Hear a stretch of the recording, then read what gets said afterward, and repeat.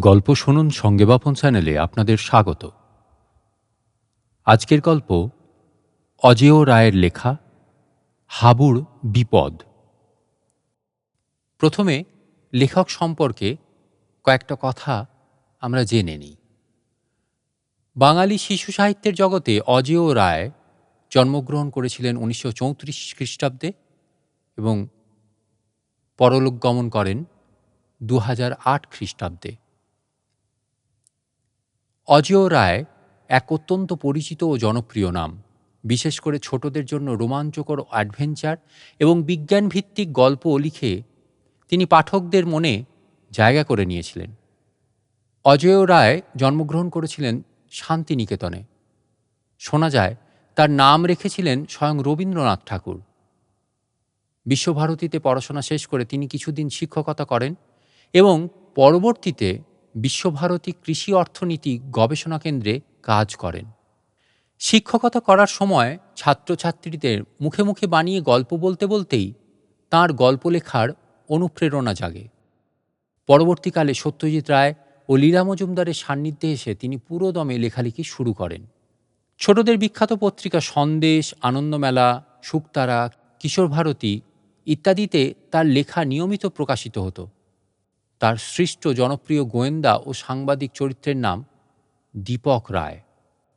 তার লেখা কালজয়ী উপন্যাসের মধ্যে অন্যতম হল মুঙ্গু, যা সন্দেশ পত্রিকায় প্রকাশিত হয়েছিল এবং অলঙ্করণ করেছিলেন স্বয়ং সত্যজিৎ রায়। এছাড়া আমাজনের গহনে এবং তাঁর অ্যাডভেঞ্চার সমগ্র কিশোর পাঠকদের কাছে দারুণ জনপ্রিয়। এবার আসুন শোনা যাক আজকের গল্প অজেয় রায়ের লেখা হাবুর বিপদ। স্কুলের গেটের সামনে দাঁড়িয়ে হাবু ভাবল, থাক, ফিরে যাই। গরমকাল, মর্নিং স্কুল হচ্ছে, আর কয়েক মিনিট পরে 7টা বাজবে, ঘণ্টা পড়বে স্কুল আরম্ভের। একতলা স্কুল বাড়িটার ঘরে ঘরে ছেলেদের কলরব। উঠানে কিছু ছেলে খেলছে। হাবুর মনে ভেসে ওঠে সুধীরবাবুর ভারিক্কি চেহারা, গম্ভীর মুখ, মোটা চশমার কাঁচের আড়ালে বড় বড় দুটি চোখের তীক্ষ্ণ চাহনি। হাবু জানে স্যার তাকে পছন্দ করেন, কিন্তু তা বলে ক্লাসের কাজে অবহেলা ক্ষমা করার লোক নন তিনি। যদি স্কুলে না যায়, সময় কাটাবার জায়গার অবশ্য অভাব নেই। দত্তদের আমবাগানে ঢুকলেই খাসা সময় কেটে যাবে, কিন্তু ক্লাস কামাই করলে কাল বাবার কাছ থেকে চিঠি আনতে হবে অনুপস্থিত হবার কারণ দর্শিয়ে। তখন বাবাকে কি কৈফিয়ত দেবে? বই হাতে স্কুলে বেরিয়ে গিয়েছিলে কোন চুলোয়? অতঃপর অবধারিত মারাত্মক পরিণতির কথা ভেবে হাবু শিউরে ওঠে। ভীষণ রাগ হতে থাকে ভজার উপর। ওর পাল্লায় পড়েই এই গণ্ডগোল। হাবু তো প্রথমে রাজি হয়নি, ভজাটা কিছুতেই ছাড়ল না। এখন বাবা না সুধীরবাবু? না না, বাবা কিছুতেই নয়। যদি বরাতে দুর্ভোগ থাকে, স্যারের হাতেই হোক। হাবু স্কুলে ঢুকে পড়ে। আজ লাস্ট বেঞ্চ নয়। ওটার উপর স্যারেদের চিরকাল কড়া নজর। মাঝামাঝি বসা যাক। ভাগ্যে থাকলে 5 জনের ভিড়ে মিশে হয়তো এ যাত্রা পার হয়ে যেতে পারে। থার্ড বেঞ্চের এক কোণে 3 কড়ির পাশে হাবু বসে পড়ল। পরপর 3টে ক্লাস কেটে গেল। এবার আসবেন সুধীরবাবু। বাংলা রচনার ক্লাস, তারপর টিফিন। হাবু বাইরে যতটা সম্ভব শান্ত থাকবার চেষ্টা করছে, বুকের মধ্যে কিন্তু তার হাঁপড় পড়ছে। সুধীরবাবু ধীর পদক্ষেপে ক্লাসে ঢুকলেন। দশাশই মানুষটি পরনে ধুতি পাঞ্জাবি, কাঁধে পাট করা সাদা চাদর। ছাত্ররা তাঁকে ভয় ভক্তি দুটোই করে। ছাত্রদের উন্নতির জন্য তিনি প্রচুর খাটেন, তবে বড্ড কড়া মাস্টার। চেয়ারে বসে সুধীরবাবু প্রশ্ন করলেন, গতবারে কি রচনা লিখতে দিয়েছিলাম? বাংলাদেশে বর্ষাকাল। ও হ্যাঁ, সবাই লিখে এনেছ? হ্যাঁ স্যার। ক্লাস শুদ্ধ ছেলের ঘাড় হেলে। বেশ, কয়েকটা শোনা যাক। ছেলেরা যে যার রচনা খাতা বের করে ওপরে রাখে। এটাই সুধীরবাবুর মেথড। কয়েকজনকে বেছে বেছে পড়তে বলবেন, অন্যদের বলেন মন দিয়ে শুনবে। অন্যের লেখা শুনলে নিজের লেখার মান সম্বন্ধে একটা ধারণা হবে। আমি তো সবার খাতা বাড়ি নিয়ে গিয়ে সূত্রে দেব, কিন্তু প্রত্যেকের লেখা তো প্রত্যেকে পড়তে পারবে না। অন্তত ক্লাসে কয়েকখানা রচনা শোনো, কে কেমন লিখেছে কিছুটা জানো। প্রফুল্ল, পড়ো। সুধীরবাবু আদেশ দিলেন। প্রফুল্ল খাতা খুলে বাংলাদেশে বর্ষাকাল পড়তে আরম্ভ করে। পাতা 2 শোনার পর হঠাৎ সুধীরবাবু থমকে ওঠেন। থাম, আমি রচনা লিখতে বলেছি, বই থেকে কপি করতে বলিনি। কেন স্যার? প্রফুল্ল আমতা আমতা করে। আবার কেন? দেশ সরকারের রচনার বই থেকে হুবহু টুকে এনেছ, এ চলবে না। কাল নতুন করে লিখে এনে দেবে। আর কষ্ট করে আরো 2-1খানা বই উল্টিও, মনে থাকবে? নিতাই, এবার তার লক্ষ্য লাস্ট বেঞ্চ।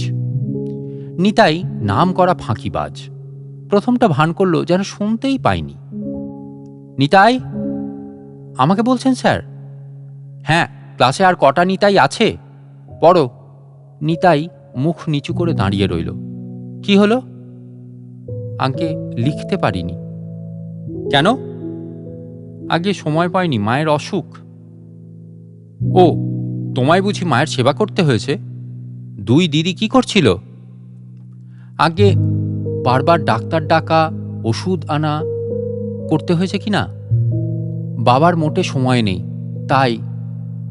কি হয়েছে তোমার মায়ের? জ্বর, সর্দি, কাশি।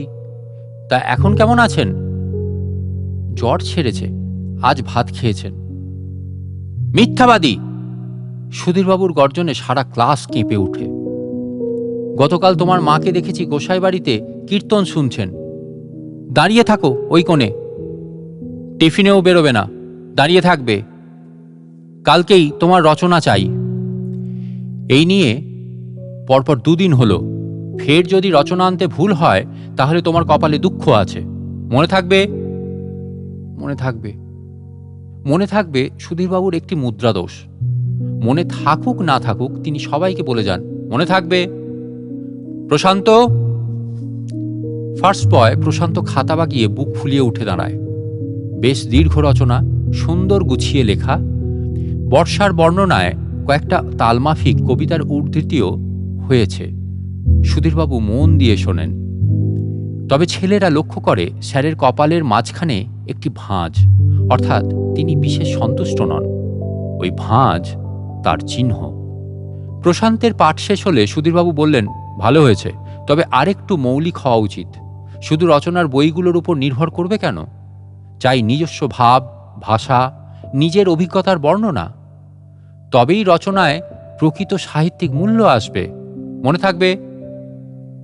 প্রশান্ত একটু ক্ষুণ্ণ মনে বসে পড়ে।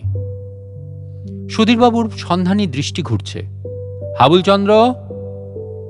হাবু নিজের কানকে যেন বিশ্বাস করতে পারে না। হাবুল। হাবু এবার উঠে দাঁড়ায়। উফ, কি ভাগ্য তার!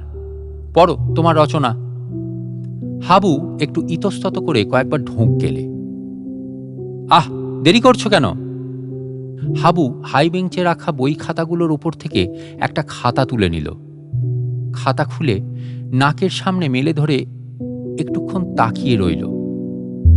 কই, আরম্ভ করো, বড্ড সময় নিচ্ছ। সুধীরবাবু তাড়া দেন। হ্যাঁ স্যার। হাবু পড়তে শুরু করে। আষাঢ় ও শ্রাবণ, এই 2 মাসকে বাংলাদেশে বর্ষাকাল বলে। এই 2 মাসে প্রচুর বৃষ্টি পড়ে, তাই এই ঋতুর নাম বর্ষা। বর্ষার আগে গ্রীষ্মকাল, প্রচণ্ড গরম পড়ে তখন। মাঠ ঘাট শুকিয়ে খটখটে হয়ে যায়। ডোবা পুকুরে জল যায় মরে। সূর্যের তাপে মানুষজন, পশু পাখি, গাছপালা সবাই হাঁসফাঁস করতে থাকে। মাঝে মাঝে ঝড় বৃষ্টি হয় বটে, তবে বৃষ্টি 2-1 পশলা। ঝড়ের দাপটটাই হয় বেশি। জ্যৈষ্ঠের শেষাশেষি আকাশে কালো কালো মেঘ জমতে শুরু করে। আষাঢ় মাসে নামে অঝোর বৃষ্টিধারা। বর্ষা এসে সব কিছু ভিজিয়ে দেয়, প্রকৃতি স্নিগ্ধ হয়ে ওঠে। হাবু প্রথম দিকটায় ঠেকে ঠেকে আস্তে আস্তে পড়ছিল, ক্রমে তার পড়ার গতি বাড়ে, বেশ ঝরঝর করে বলে চলে। বর্ষা নামে বাংলাদেশের সব জায়গায়, শহরে, গ্রামে, জঙ্গলে, পাহাড়ে।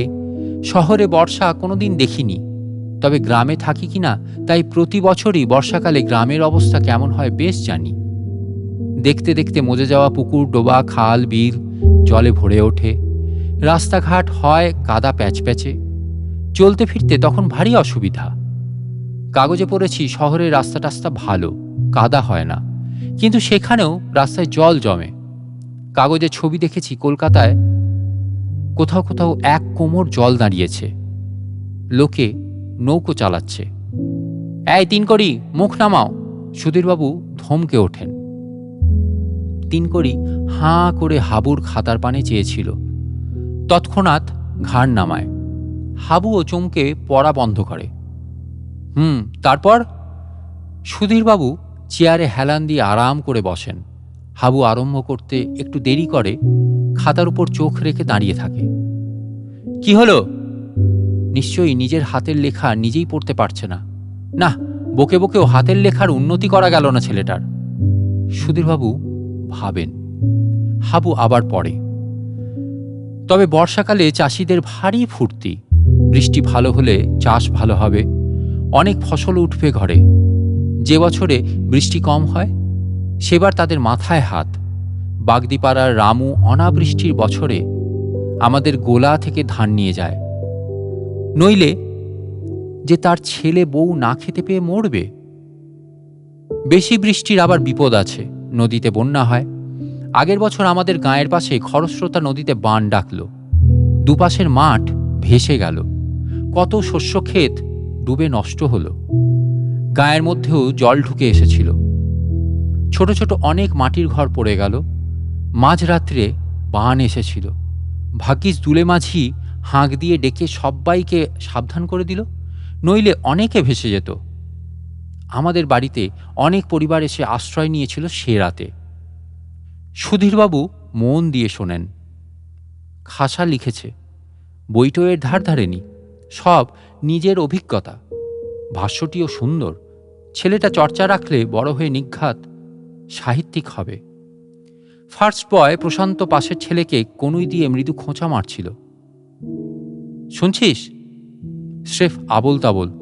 পয়েন্ট কই? সে ফিসফিসিয়ে বলে। তিন করে আবার ঊর্ধ্বগ্রীবা বিস্ফারিত নয়নে হাবুর মুখের দিকে চেয়েছিল। স্যারের ধমক শুনে মাথা নামায়। হাবু পড়ে যায়। বর্ষাকালে তার গ্রামের জীবনের নানা বিচিত্র কাহিনী। বর্ষায় নাকি অসুখ বিসুখ বাড়ে, খুব বাড়ে, বিশেষত পেটের অসুখ আর সর্দি জ্বর। তার ডাক্তার বাবা নাকি নাওয়া খাওয়ার সময় পান না তখন। গাছে গাছে নতুন সবুজ পাতা বেরোয়, কখনো সারা রাত টিপ টিপ করে বৃষ্টি হয়, আর ব্যাঙগুলো পাল্লা দিয়ে হেঁড়ে গলায় গান জোড়ে। হাবু শুয়ে কান পেতে শোনে, ভারী মজা লাগে। জলে গর্ত বুঝে যাওয়ায় মাঝে মাঝে ঘরের দাওয়ায় সাপ উঠে আসে। প্রত্যেক বছরই গ্রামের 2-1জনকে সাপেও কামড়ায়। ভোরবেলা চাষিরা লাঙল কাঁধে হেট হেট করে গরু তাড়িয়ে খেতে যায়, দুপুরেও মাঠে থাকে। তাদের ঘরের লোক ভাত নিয়ে যায় দুপুরে খাবার জন্য। বর্ষাকালে গ্রামে তাদের কি সব পালা পার্বণ ব্রত হয়।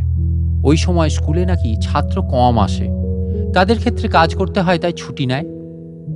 হাবুর কাজ করার দরকার নেই, তাই রোজ স্কুলে আসতে বাধ্য হয়। এমনি কত কি। হাবুর রচনা শেষ হলো। সুধীরবাবু স্মিত মুখে বললেন, বেশ হয়েছে, নিজের দেখা জিনিস লিখেছ, খুব ভালো, তবে আর একটু গুছিয়ে লেখা দরকার। তিনি ঘড়ি দেখলেন, ক্লাস শেষ হতে আর 15 মিনিট বাকি। এবার সামনের সপ্তাহে রচনার বিষয়টা দিয়ে দেবেন, আর এই সপ্তাহের খাতাগুলো নিয়ে নেবেন সংশোধনের জন্য। হরিপদ, খাতা নাও। মনিটর হরিপদ প্রত্যেকের কাছে নিয়ে রচনা খাতা সংগ্রহ করতে লেগে যায়।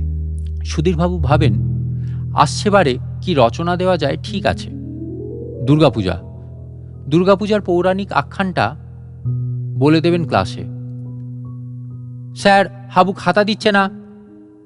হরিপদর ডাকে সুধীরবাবু অবাক হন। কেন? তা জানি না, বলছে কালকে দেব। হাবুল? হাবু উঠে দাঁড়ায়। খাতা দিচ্ছ না কেন? হাবুর মুখে কথা নেই। কি উত্তর দাও। আগে কাল ভালো করে লিখে দেখি খাতাটা। সুধীরবাবু রহস্য উদ্ধারের চেষ্টা করেন। হরিপদ হাবুর রচনা খাতার উদ্দেশ্যে হাত বাড়াতেই তিনকড়ি টপ করে ওপরের খাতাখানা তার হাতে তুলে দেয়।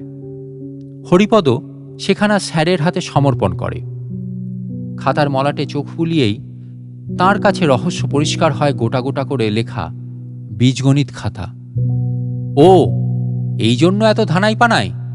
কাল ভালো করে লিখে এনে দেব? না, ছেলেটা অতি অগোছালো। তিনি পই পই করে সব্বাইকে বলে দিয়েছেন একটা আলাদা রচনা খাতা করবে, যা তা খাতায় লিখবে না। 2 সপ্তাহে একটা বাংলা রচনার ক্লাস তিনি সমস্ত খাতা বাড়ি নিয়ে যান, ভালো করে সংশোধন করে 3-4 দিন পরে খাতা ফেরত দেন। এবার অবশ্য ফেরত দিতে আরও 3 দিন বেশি দেরি হয়েছিল। শ্রীমান ইতিমধ্যে হোম টাস্ক লিখে বসে আছে। তাড়াতাড়ি লিখেছে খুব ভালো কথা, কিন্তু তা বলে অঙ্ক খাতায় লিখবে? কোনো আলগা কাগজে বা রাফ খাতায় লিখতে পারত। তারপর আসল খাতা ফেরত পেলে তাতে টুকে নিত। আর হতে পারে হাবুল ও রচনা খাতাটি হারিয়ে বসে আছে। ফলে হাতের কাছে যা পেয়েছে তাতেই লিখেছে। ছিচি, এ কি নোংরামি! আজ তিনি আচ্ছা করে ধুচুনি দেবেন হাবুলকে। ছেলে খেলা পেয়েছে। সুধীরবাবু খাতার পাতাগুলো উল্টাতে উল্টাতে হাবুকে বকুনি দেবার জন্যে মনে মনে কড়া কড়া বাক্য ভাঁজতে থাকেন। হ্যাঁ, এ কি! খাতা শেষ, কিন্তু রচনা কই? হরিপদ, তুমি ভুল খাতা দিয়েছ, এতে রচনা নেই। এই, ঠিক খাতা দে, যেটা লিখেছিস। হরিপদ হাবুকে তাড়া লাগায়।